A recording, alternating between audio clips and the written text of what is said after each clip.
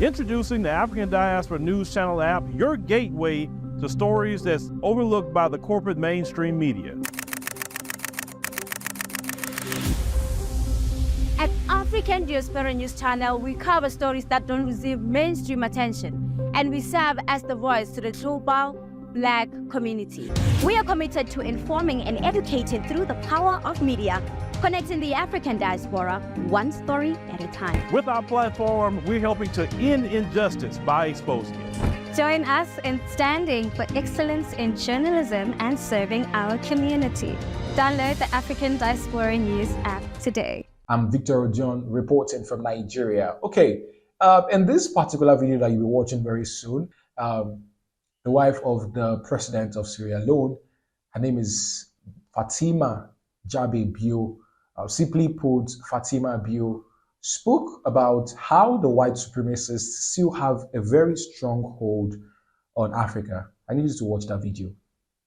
When you look at what Sierra Leone have to offer, when it comes to our mineral resources, the kind of mineral resources we have in our country is enough to take care of everybody in that country. We should not have a single poor person in Sierra Leone. But unfortunately, we are not given the free will to make decisions on our own mineral resources. There's always Big Brother who decides. And when you fight and say, no, we are not going to do this, they use the system to stop you. It's either they set you up with the opposition and they'll be supporting the opposition against you from the back, or they cause unnecessary chaos in your country so that you are not able to even govern your own people. They will do things to make you not to be functionable. And of course, any country that don't have peace cannot develop. You have to have peace before you talk about development. I'll give you a simple example about Sierra Leone. Every mining company that is in Sierra Leone today is owned by a foreigner. Every mining company. If it's not the Chinese, it's the American, it's the British. Our electricity, Bumuna, is run by the British, and we still don't have light. We're looking for light, electricity. If you don't have electricity, how can you talk about education? How can you talk about health facility? How can you talk about improving the infrastructure of your country? We don't have electricity. Now, do we actually even have proper water, pipe-borne water, so that our kids will not be sick? We don't have those. I'm excited when I see people fighting for what it's supposed to be theirs and not keeping short anymore. For all you might know, this lady is still very young, so 44 to 45 years, and see how eloquently she spoke about the ills and all of these things happening in Africa and in the world. Now, the truth is what she said is actually what is happening. And that's why you find countries like Senegal, Cote d'Ivoire, Mali, Burkina Faso, getting the grip of this white people and saying that, hey, we don't need you anymore. We can do this thing by ourselves. You've not helped us in the past. You've only been feeding on us. You're like a parasite, like she said, and there is no benefit.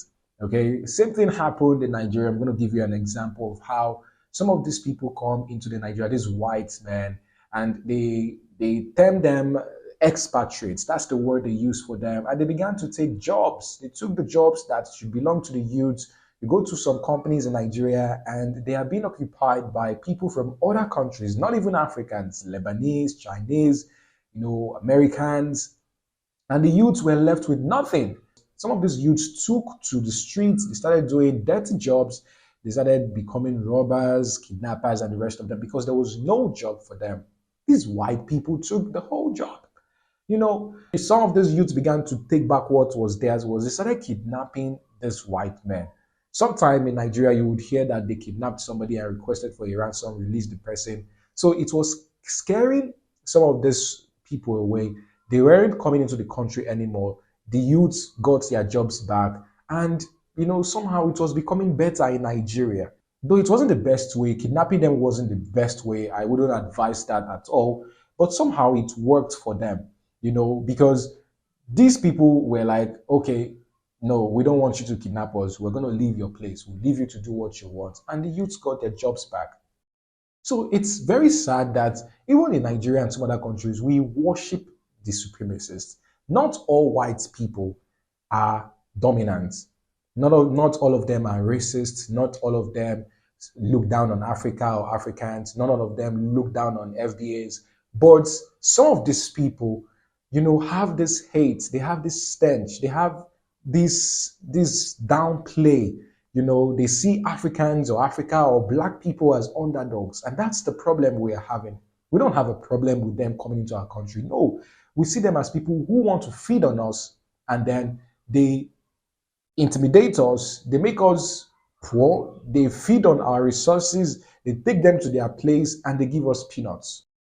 A very big shout out to Captain Traore, who has taken the bull by the horn and has recovered and taken his country by the head. He has said that, no, I'm not going to let these supremacists do what they did right there in Libya.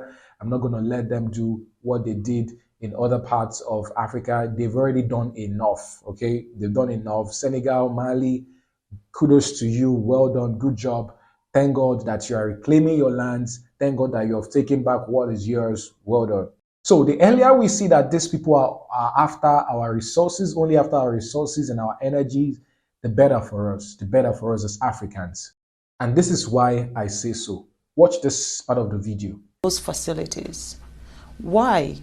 With all the minerals we have, there is a cap you put. Before my husband became the president of Sierra Leone was benefiting. They said, what's the word? 0.000.1%. What is that? Basically, a company can take as much as $100 million out of the country in terms of minerals, and then they can just give the country $10,000. Now, what will $10,000 do for our health system? What is $10,000 do for our educational system? And these are the things I believe that are stopping Africa from progressing. We don't have a say. The sense about us celebrating independence, I don't know why we celebrate independence, because we are not free. That is my own take. I'm not speaking also on behalf of the government of Sierra Leone, nor am I speaking on behalf of His Excellency the President. I am speaking as Fatima, as a citizen of a country who believes that things need to change. Where do we go from here? Do you have any practical ideas about where we might start? Or collective ideas that we might gain support for? I feel Africa, patriotism is very important. You have to love your country to want your country to be a better place. Patriotism, I think we have to have that sense of patriotism in our countries, and our leaders also should be subjected to that. So if you're ever saying, okay, let's share this thing 50-50. Yeah, you did the job, you did the mining, you take 50, I take 50, or it's your land, it's your resources, you take 60, let me take 40. That's a fair share. But you take so much and then you leave less for the people, the owners of the land, the occupants of the land, right? That's the problem we are having. And that's what we are standing against. That's something that we think is not right. This has been happening for such a long time. And I think that this shouldn't work. So yeah, a very big kudos to you, Mrs. Fatima Bio, for speaking right there. Thank you for enlightening us. Thank you for opening the eyes of young people. The truth is, most young people of these days do not even know the history. They have no idea what the FBAs have gone through. They have no idea what black people have gone through. They have no idea because some of these things are not even taught in schools anymore. At some point in Nigeria, they were about to cancel the study of history.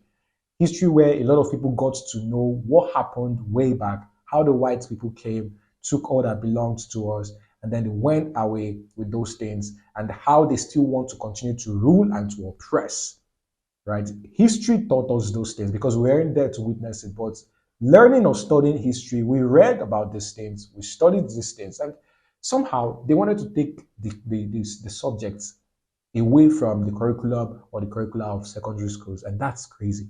It got me mad. I was like, how? So how do people know their history? How do they fight for their rights? Well done. A very big shout out to the First Lady right there. And I'd like to know your take. What do you think of this? Do you think that she was right to have said this? Do you think there's something wrong with what she said? Leave your comments down there. Don't forget to subscribe. Don't forget to like this video. Don't forget to share. And I'll see you in the next video. Victor Ojion for ADNC.